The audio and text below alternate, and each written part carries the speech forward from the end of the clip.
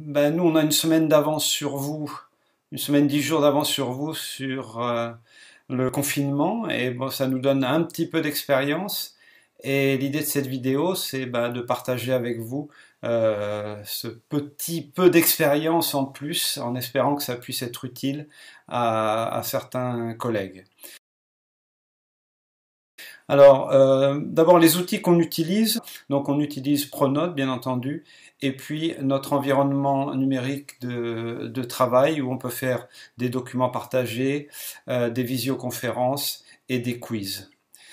Euh, une des premières décisions qu'on a prises, et de plus en plus chaque jour on se dit que c'est une bonne idée, c'est de faire en sorte de demander aux élèves qu'ils suivent le plus possible leur emploi du temps habituel, parce que c'est structurant.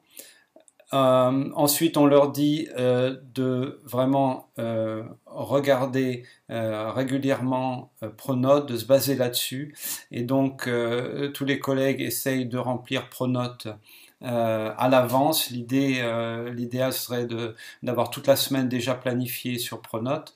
Il suffit en fait de remplir Pronote et puis de cliquer en haut à droite, il y a un petit bouton qui dit publier, qui permet de publier à l'avance tout ce qu'on veut sur Pronote. Donc Pronote est vraiment l'élément structurant.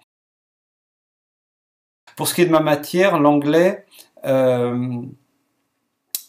voilà un peu comment je procède, ou j'ai procédé, mais bon, on trouve des nouveautés en avançant, hein, l'expérience aidant.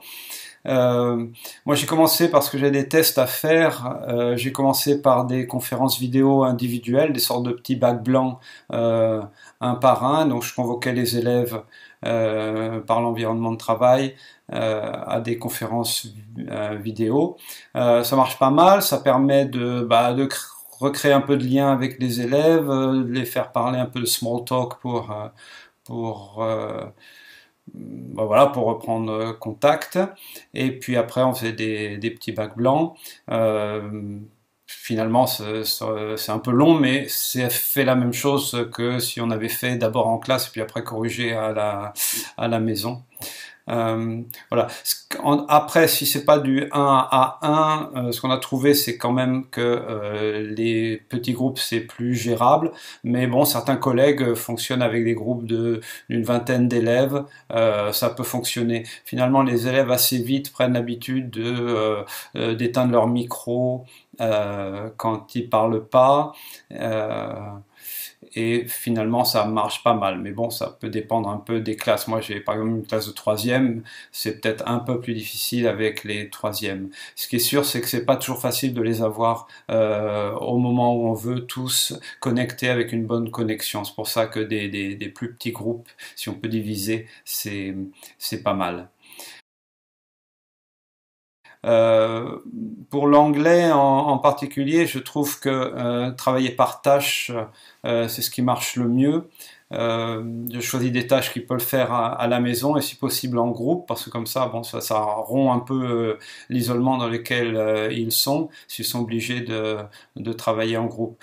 Je vous donne des exemples de tâches qu'on vient de faire. Là, j'étais assez content du résultat. Par exemple, avec les premières SP, on travaillait sur la thématique de l'imaginaire et plus précisément la dystopie. Et ils devaient présenter par groupe un épisode de Black Mirror. Donc chaque groupe présentait un épisode différent de Black Mirror.